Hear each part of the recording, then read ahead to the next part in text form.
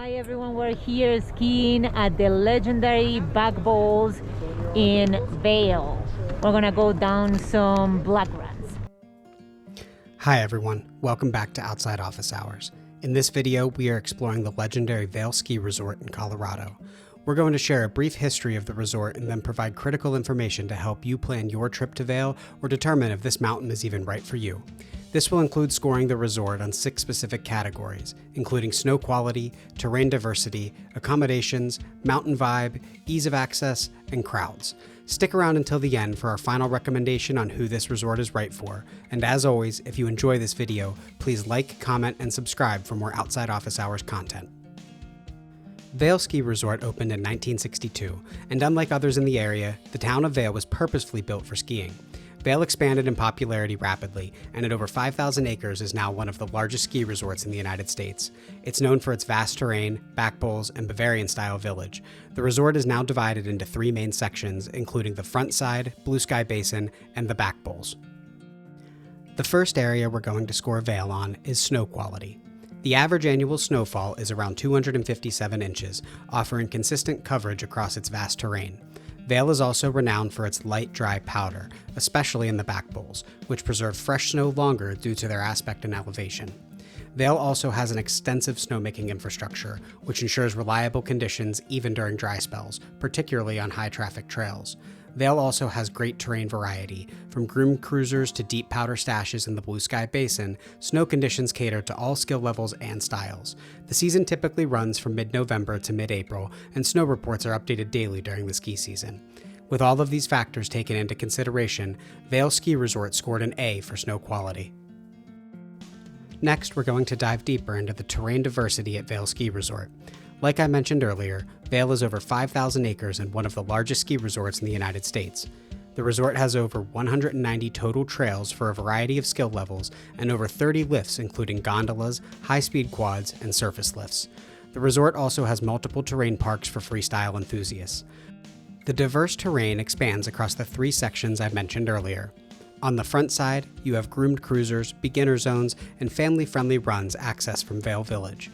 In the back bowls, there are 7 expansive bowls covering over 3,000 acres, wide open powder fields, steep pitches, and a sense of alpine solitude, ideal for advanced skiers chasing fresh lines. And finally, Blue Sky Basin. This offers a backcountry style experience with gladed runs, natural features, and intermediate to expert terrain. It's where the mountain feels wild and personal.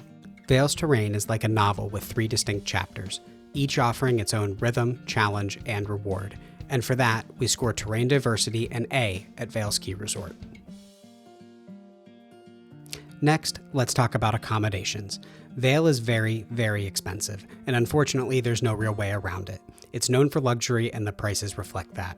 The average nightly rate is over $800, and prices can climb to over $1,600 during peak season.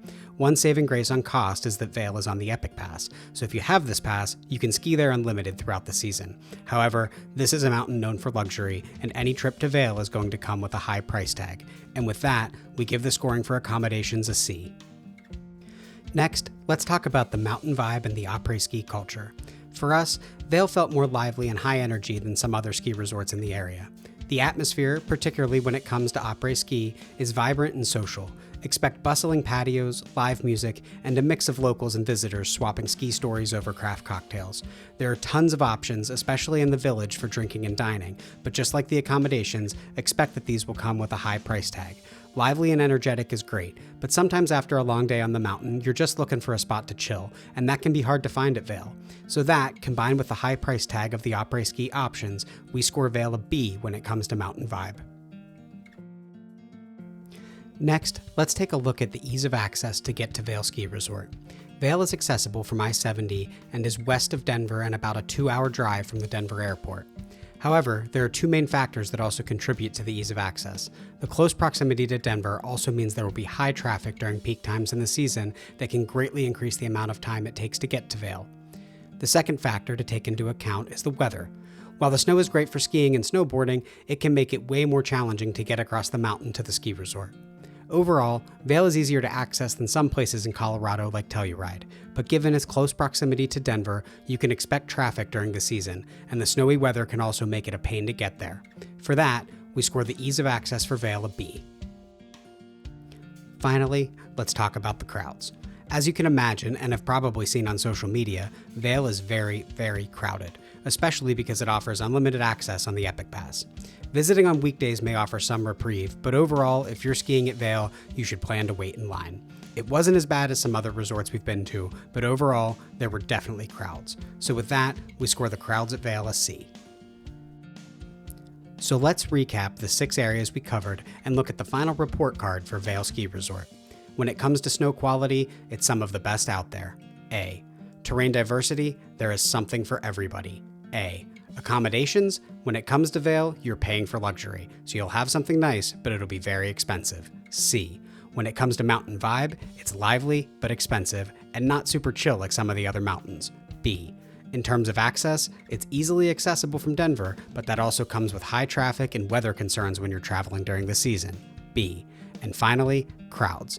Vail is very crowded, especially because it offers unlimited access on the Epic Pass. C.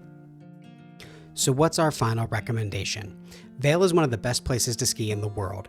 However, its accessibility to Denver and the fact that you can ski there unlimited on the Epic Pass means there are a ton of crowds. It's also very, very expensive. However, if you're willing to lodge away from the resort, drive there, and go on weekdays, you may get some of the best skiing experiences ever. It's one of my personal favorites, and it's hard to beat the back bowls in Blue Sky Basin. There is something at Vail for everyone. You just have to be willing to pay for it. If you enjoyed this video, please like, comment, and subscribe for more Outside Office Hours content.